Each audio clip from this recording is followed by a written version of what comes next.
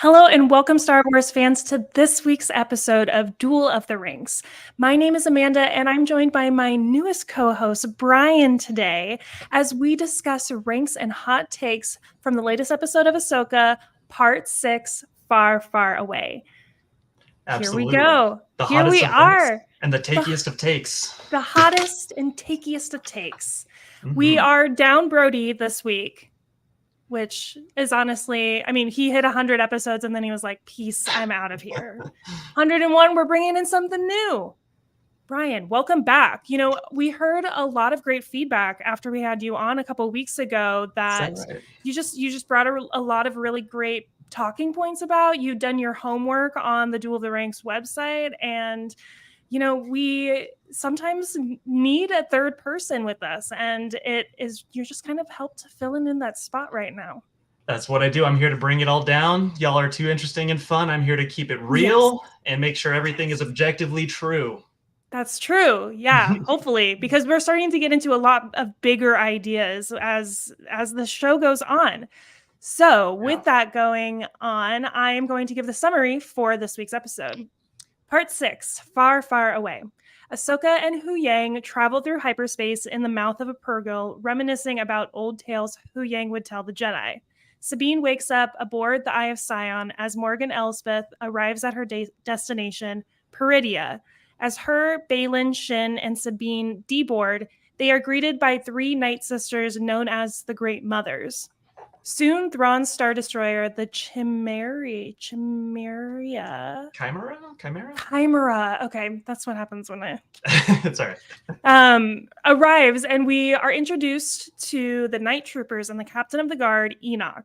Sabine is let go by Thrawn for bringing his escape plan and lets her go out to try and find Ezra. Running into pirates and a new alien race known as the Noti, we eventually are led to a small village that Ezra has been hiding out in. So Ezra is back. He sure is. He's exactly how I pictured him. He's going through his Obi-Wan phase. He's in his robes. He's just chilling. He's growing out his hair and his beard. He looks a lot like his dad. So. That's true. That's true. Yeah, I do love that they kind of continued what they set up in Rebels in that sense. Yeah, me too. And for those of you who haven't seen Rebels, you're missing out, as we've mentioned time and time again. And the series, spoiler alert, ends with Ezra going missing. And it has been about 11 years in that time span that where we find ourselves now. Right. I wasn't sure if it was 11 or 10 or if it's still kind of up in the air. But, I mean, my first impression is that for them being gone for that much time, not a lot has really happened in that other galaxy. They've just been kind of sitting there this whole time. I mean, yeah. Okay. So I'm glad that the episode, like, we get right into it. We start with Ahsoka, but then Ahsoka's like gone. Like, the rest of the episode is not about her whatsoever. We are focused on this new planet, Peridia, which Baylan has this nice monologue with his apprentice Shin Hati, where they talk about the legends that Hu Yang kind of teases up in the beginning of these sort of fairy tales and folklore that are all kind of connected to this planet. And Shin's like, well, those are just stories, right? Like, they don't really mean anything. And I didn't hear those stories growing up. Yeah. And he's like, well, I mean, I think there's something more to be seen here. And I'm really excited for what that is going to look like. Yeah, I hope there's more to be seen there. Because right now there's a whole lot of nothing. Yeah, whole big nothing burger. But I mean, I love the cute little turtle guys, the little shell hermit crabs. I love that they have clothes too and shells. It's like, wow, they're just really modest people. Yeah, they have a great defense mechanism built in place where they have like their little shield, like rock cover, which is super clever. I was trying to tell if it was a combination of puppetry and CGI. The faces looked maybe like special effects, but the clothing and looked pretty real to me. Yeah. I think it's good to not know. They were one of those characters that I just love the character, and I didn't care if it was CGI or practical. They just did them right, you know? Yeah, I love when Star Wars brings us new alien creatures, and I'm glad that Ahsoka has kept that part of the thing, kept us part of the show. Yeah, and those hunters, the marauders as well. I guess those are the two inhabitants of this planet, so far of the entire galaxy that we really know of, than Yeah. Do the you know Space anything more Force. about those Marauders? I didn't see anything in my initial research of it. They kept them really vague, I think, just so they could, have one action scene kind of shoehorned into the show. But they're kind of trying to build into them. They're going to align with Balin and Shin, it seems like, by the end of the Mhm. episode. So maybe we'll see more from them, but so far, just pretty generic bad guys. Yeah, I got that impression too.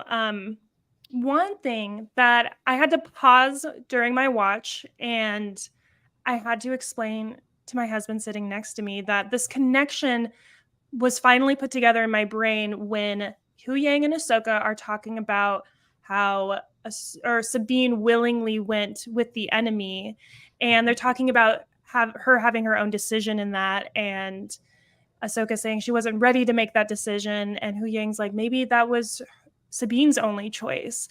And that immediately took me back to the parallel of Ezra helping Maul find the holocron in Rebels. He helps his enemy and inadvertently becomes like an apprentice for him, and kind of ties himself into both the good and the bad.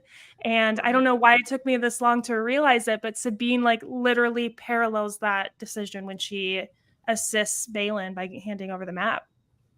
Yeah, she's kind of playing into his hand, and I think that's kind of what Luke does too, essentially in episode 5. That's kind of how I always see these decisions, is that the traditional Jedi is telling them, Yoda or Ahsoka are telling them, hey, look, you got to do what's right for the greater good. But, of course, if they're the hero, they're never going to end up doing it. They're going to try to find a way to save both. So I mean, it's an interesting character choice, but I definitely think it's nothing new that we haven't seen from Star Wars. But I'm excited to see Sabine's character. She's the only real character that seems to have a solid progression.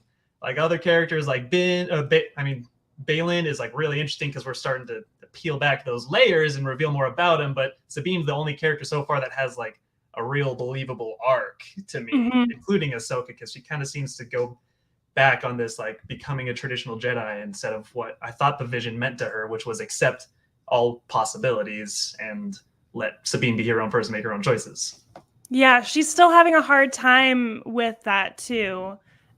So it'll be interesting to see what really does change about her outlook in these next few episodes. I also want to talk about, I brought up that monologue that Balin has with Shin, and I wish we would have been able to review the Mortis arc episode before we started watching this. But when he was talking about breaking the cycle entirely, that's immediately where my mind went, was the father, daughter, son, something deeper and bigger at play. It's not just the Jedi and the Sith. And that's kind of what Mortis always reminds me of. And Right. I'm wondering if you picked up on any of that as well. I didn't. That wasn't my first thought when I heard that line. My first thought was Ganondorf, because that's his motivations in the Wind Waker. I don't know if you're all are Zelda fans, but Ganondorf's trying to break this cycle. He's the villain that's always coming back, trying to dominate. He's also the one trying to free them from it, ironically. So his motivations. I'm excited that they're finally giving Balin some conflict with the other villains, because they've been kind of hinting at it through the whole show, and now it's finally coming somewhere where there's gonna be a real stuff going down. Yeah. And I still am really curious, because we learned that he was a general back in the Jedi Order, and Thrawn finds out about it, and he's like, he's not one of the first ones to want to leave the Order, but I think that shows that part of Balin's nature is he's not going to just fall in line and do whatever. He clearly has his own plan, and now since he's got to this location, it's really now about his plan. Right. Whatever that is. Whatever it is, could be a million different things. I hope they actually give us a real answer eventually. I'm sure they will. Welcome, KG, and welcome, Jeffrey Miller, to the chat. Thanks for tuning in. We're talking about, again, part 6, Far, Far Away. I was also pointed out to me on TikTok at Celebration on the live stage when Dave Filoni was there. Christian, Brody, and I were all there. Dave Filoni gets asked the question, "Where is Ezra?" where's Ezra? And he's like, you want to know where Ezra is? He's far, far away. And he wasn't lying. In a very literal way. In a very little way, he was far, far away, and the episode is far, far away.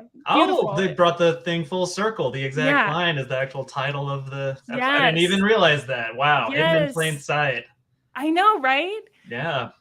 It was a magical. I love when Star Wars kind of wraps that beautiful little bow on everything. Oh yeah, and Dave Filoni and Jon Favreau are the kind of guys to sneak those connections in. They're all about the big multi, universe kind of thing, tying in a bunch of different characters and the deeper lore and getting really specific with those details. It's like they're teasing the fans. So it's fun to be a fan with those guys, honestly. Yeah, it's in good hands. It really is. So, what else stood out to you about this episode? Yeah, I think this episode is what convinced me that this is not Rebels season 5. Let's other than the fact that we haven't even seen Zeb in this show yet, and that most of the other characters have been sidelined but Sabine, I think it's clear that they're making room for a season. I'm hoping they're making room for Rebels season 5. But it's clearly like, they've used the characters of the Ghost crew well throughout this show, but Ahsoka is not really, like, is she really one of the Ghost crew even? Like, I don't really she's part not. of the squad. She's there. She has some great episodes in Rebels. And I love her relationship with Sabine. It definitely is the most interesting thing happening because it's kind of the only thing happening. But I mean, I'm just really still hoping for a real Rebels season 5. I know, me too. And that kind of brings me to another point that I want to talk about, which is Ezra Bridger. He is a live action human being now. And unfortunately, the first thing that I can't help but notice are his contact lenses. Oh my God. Once again. And I even posted it on my own personal Instagram where I was like, this show needs to chill with the contact lenses. And first of all, Star Wars the official account is out there posting promotional pictures the day after or the night of the episode. So if you don't want spoilers, just stay off of social media entirely. Yeah.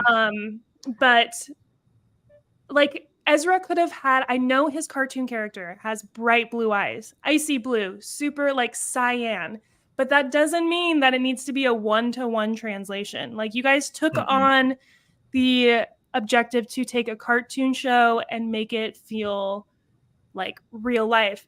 Ezra Bridger is a human being. His eyes are not even regular human being blue eyes. His eyes look like he should be able to see through walls. You kind of can. Maybe that's what the Force gives you blue eyes. Is that true? That would be nice. It'd be a lot easier to spot some Jedi. It's some stormtroopers. Yeah, I mean, know who's on your back. I just don't know why they have to go so hard in on the contacts, and I hate that I have to keep bringing it up, but also maybe it's good for the podcast that I consistently have something to gripe about. I mean, some of my opinions on this are recycled as well from a couple weeks ago when I was on, but I think it's one of those little details that just clearly would look better CGI. And I think there's a lot of, I guess this kind of ties in with something I said earlier about the show, about the new shell people. I forgot what were they called? The hoppy? Naughty? They're naughty. N-O-T-I. Naughty. Okay. Naughty. Naughty. Naughty. About how, and then BB-8 is my favorite character designs because he's this blend of practical and digital effects that it's just the character. So I think especially with the eye colors, it's just clearly not very convincing. It's just one thing on top of many things that make live action translations kind of not land too well. Yeah, when I watched that, I'm you could have just as easily had him have brown eyes like he naturally likely does, and I wouldn't have been that's not Ezra. Obviously, his eyes are brown, Not my Ezra. Yeah. But I mean, there's a whole other segment of Star Wars fans that would feel that way. So. And speaking of looking weird, we got to talk about Thrawn. Yeah, we do got to talk about Thrawn. His voice is incredible. I love that they did bring the same voice actor back. But he's supposed to be this powerful, demeaning. Demeaning. That's not the right word. this powerful presence on stage, and he's just kind of like walking around. He's got like this Yeah. weird smirk on his face, which I know is a directing choice, but like, is that the best they could do? Yeah, and also like don't want to body shame. I know that happened with Tamara Morrison and Boba Fett, but I specifically remember in Rebels, he has a big old gym on his ship that he is just like a meathead.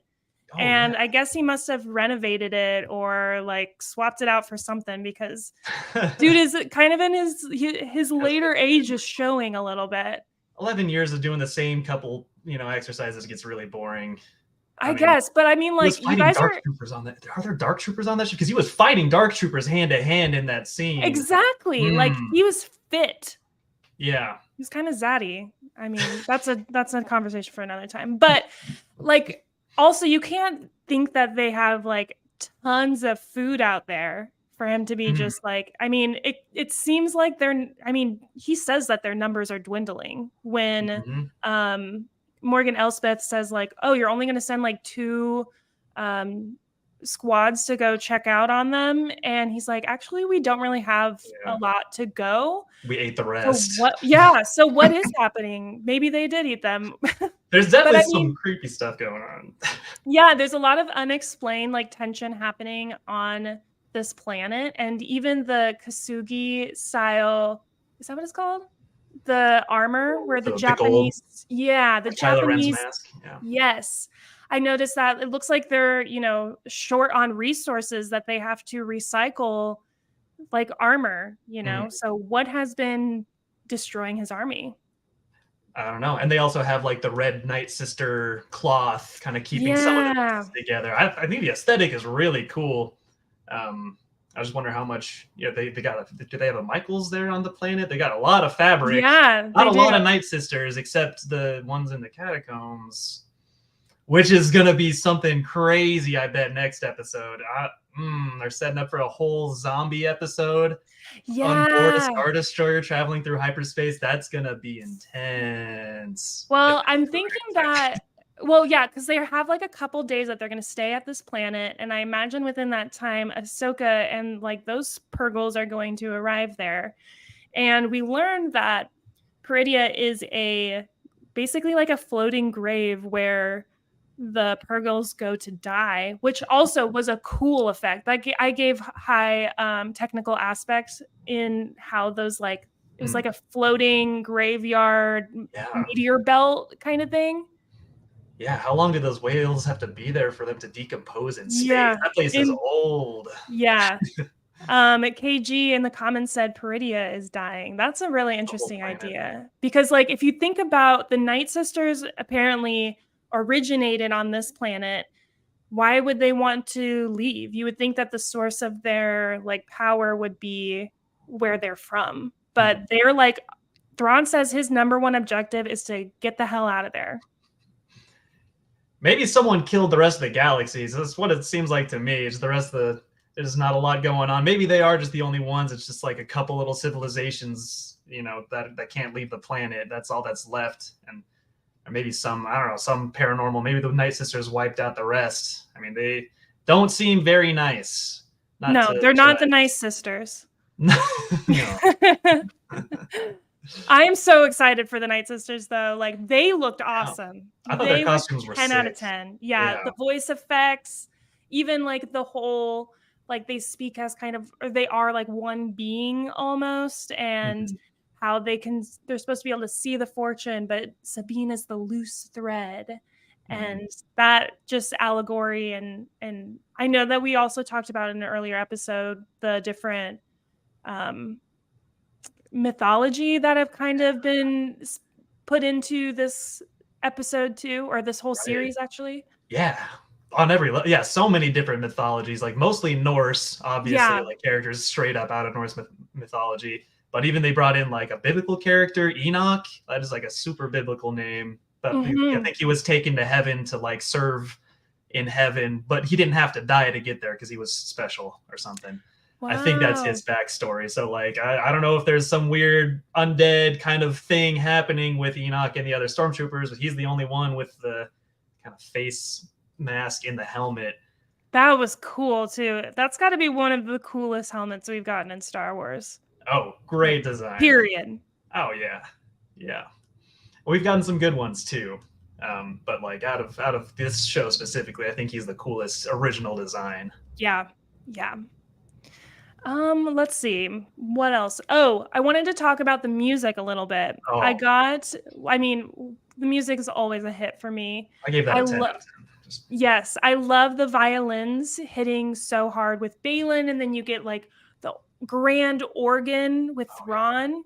And then I wonder, did you pick up on this when they are first arriving to Peridia and the grandmothers are waiting for them? mhm. I got the impression of like the 2001 A Space Odyssey, like the da Mm. da. Those first two notes happen in the same cadence that that famous fanfare comes from, and it felt like a very obvious nod because we were at like this otherworldly experience. Yeah, yeah, and the theme of that is like the unfamiliar. The theme of that movie is confronting the unknown and the unknowable, and Thrawn has kind of just been the unknown for so long. Mm-hmm. Mm-hmm. And now it's finally this big reveal with that epic chord progression, the 1 to 5. I got to go back and re-listen to it if that's what you're talking about. Um, yeah, but Thrawn's music with the organ especially, it fit very well. All the orchestration, and they know exactly when to pull back too. It's like I got no complaints about the score. I think it's the best score we've gotten for, I don't know, maybe ever in Star Wars. Yeah, no, for real, not exaggerating whatsoever. Yeah, organ is pretty iconic for his character. I also love it. It's like a Davy Jones thing. Ganondorf also plays the organ. Just like so many connections between all these archetypes. Yeah. It's so powerfully there. Those are great connections. I didn't even think of that. I'm a big Legend of Zelda fan too, by the way. So I love that you were able to bring that into this. Oh yeah, it's the same philosophy. Star Wars and Legend of Zelda are like basically the same thing to me. It's beautiful. Mm-hmm. Was there anything else you wanted to touch on before I get into our actual numbered breakdown for this episode? Right. I'll say, like, when it comes to the immersive universe and like building something bigger, like and the characters themselves are kind of suffering the same fate where like they're doing everything they have to. They're setting up everything that they said they would at the beginning of the show, but it's still just such a slow. I still don't think they're really doing too much outside of like a handful of examples that are really too interesting. But I'm hoping to eat my words next week. Yeah, and one thing I wonder is if I were to just binge this show all the way through, if I would feel the same way. I think maybe because we are all so used to living in a world with like instant gratification, we can watch something immediately and not have to wait. But this episode, I feel like it did a great job of setting up the next phase of this story. Mind you, there's not a lot left to go, but I like the direction it's going. It felt like the first like 3 episodes were, kind of like just getting started, and then you sort of shift into the next gear, and now it's been going up, and it's like, okay, what's next? Right. Yeah, I think I said that exact same thing. Almost every episode of this show is that they're building towards something. They're building towards something. And now we're finally getting it in little inklings here and there. It wasn't this big epic throwing everything at you like I would want as an impatient fan myself. Yeah. So I'm just hoping it'll be worth it, and that it's going to set up something even bigger for the Mandoverse at large, because they also haven't really done as much with that as I thought they would in this story. Yeah, like is in it, and then that's pretty much it. Yeah. You also brought up a good point. Where is Zeb? Where is Zeb? Zeb is like one of my favorite characters. Zeb is amazing, and we know that they CGI'd him in Mandalorian, and he looked awesome. Primo. Where is he? They're saving him for, I guess, the big space battle, probably. I'm hoping so. Maybe he and Callus are off hanging out somewhere. Being husband and husband. Yeah. Yeah.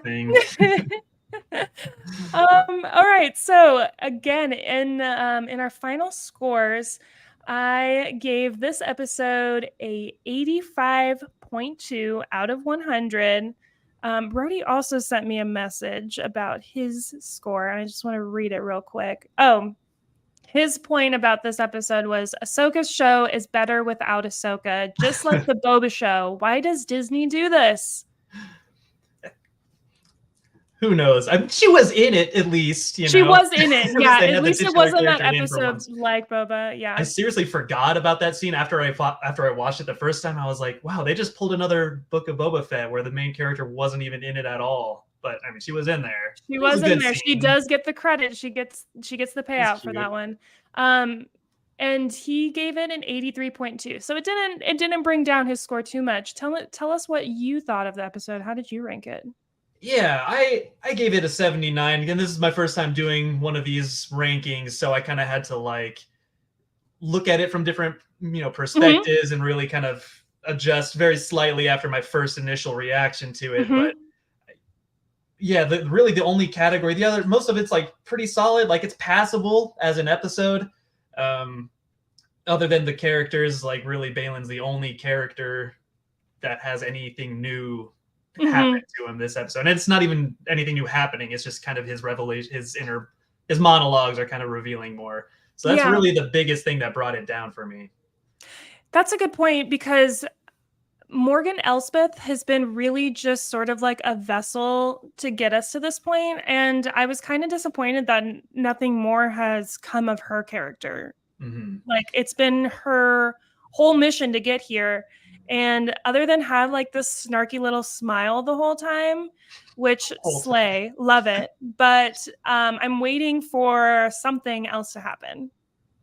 Yeah, I think that it's cool having other Night Sisters, and that I think introducing like more factions outside of just the black and white Jedi versus Sith is what's going to be really interesting about this time period, and about exploring things outside of the films in general. Yeah, and why I'm so excited for the Acolyte. Well, that's kind of not true. If it happens. A lot, but it's yeah. It is very Jedi Sith oriented, but much more complex and much more. It sounds from what it sounds like a lot more new stuff than anything we've ever seen before. So Night Sisters as their own faction would be cool. I don't know if they are going to be in conflict with Thrawn at some point, but it seems like they're going to cause some trouble. That's for sure. Yeah. And that'll make Morgan Elsbeth more interesting by proxy. Yeah. We already know she knows how to fight. So I kind of want to see her get into battle again. Oh yeah. A big like Pirates of the Caribbean style 3-way battle between like her and Balin and Thrawn, all with like she's got her. I guess Mando has that staff now. I don't know what weapon she has, but I don't know. I could see that shaking down to be really cool. All right. Well, let's get into our next segment, which is the hot takes. Let's hit it. Don't be too proud of this podcast you've constructed. The ability to rank content is insignificant next to the power of an exceptional hot take.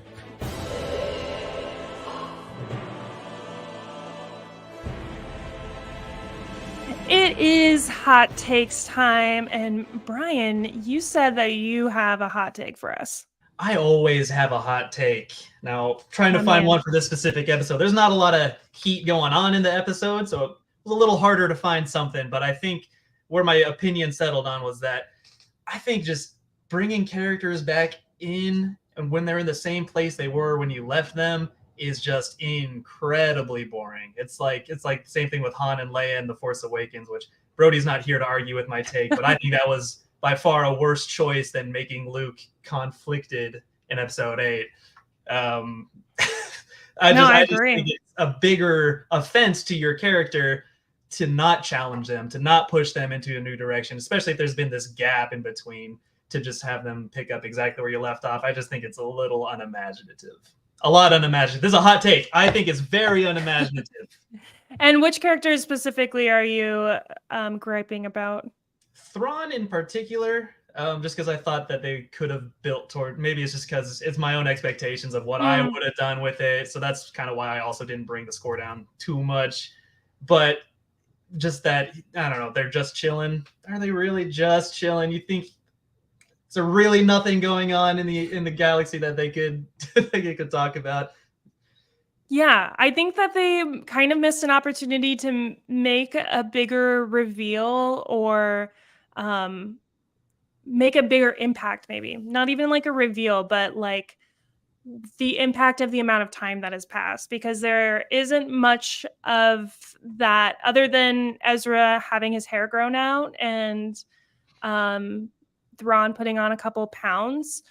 It doesn't feel drastic, you know? Right. Yeah. So It just kind of takes away from the weight of the events of Rebels to me. It's kind of like everyone complained about Episode 7 taking away the weight of the original trilogy. Just kind of like those moments, I think, with all these shows happening, if they ever do, like Star Wars fatigue is going to happen because of that, because there's no real conflict, and every time someone gets stabbed, they come back to life. There's just doesn't feel like there's any real believable stakes at play here. Yeah, or like it would make sense if Ezra was like a lot more jaded or on edge or have like a different maybe demeanor than just being like, I'm Ezra, I'm just like the happy kid that you remember me as. But he's, seen some crap throughout his time here, and I imagine that would change a person, and it still felt very familiar, I guess. Which again, these are we're trying to get some hot takes, and it looks like the Jeffrey Miller and KG both think that's a pretty hot one, and I'm also gonna agree. So let's hit you with that. I love your that first Roger. Let's go. That's what I'm here for. I do not have a hot take for this episode. But I'm sure that there will be more coming soon. I actually got a text earlier today that Christian had submitted a hot take, and I was not able to see to it before this episode. So we're going to have to wait until next week. Oh, okay. No hot takes about anything else? Life? About, sports? Oh, okay. I have a hot take. And you kind of triggered me earlier, because anytime someone says the Mandoverse, I want to blow my brains out. It's not the Mandoverse. It's like turning anything into Watergate, like sparkling Watergate. Oh, it's the Mouse-verse. Like it's not the Mandoverse. It's just Star Wars. That's what it is. It's Star Wars. Yeah.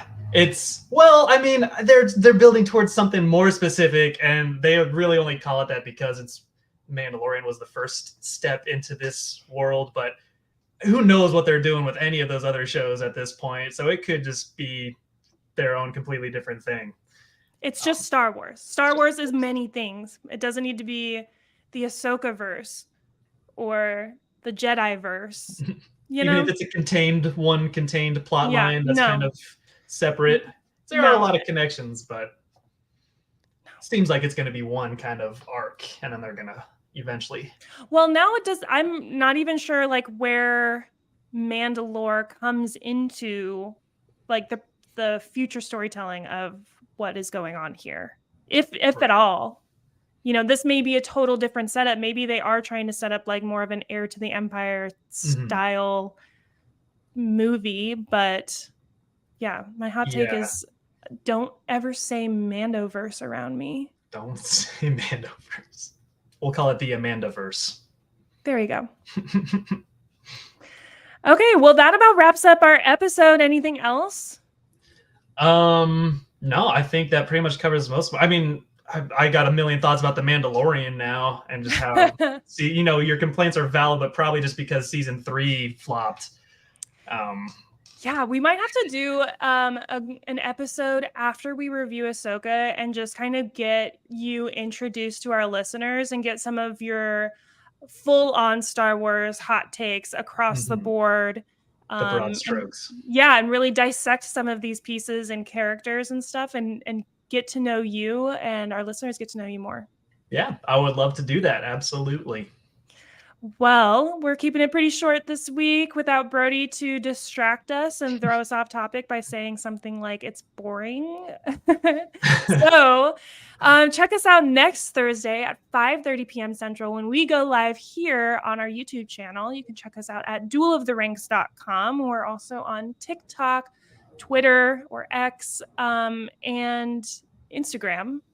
And we will be putting in some effort into our Discord channel and growing that community in the near future. Brian's going to be a big help with that for us. So stay tuned. Thanks, everyone, for joining us, and we'll see you next week. See you around.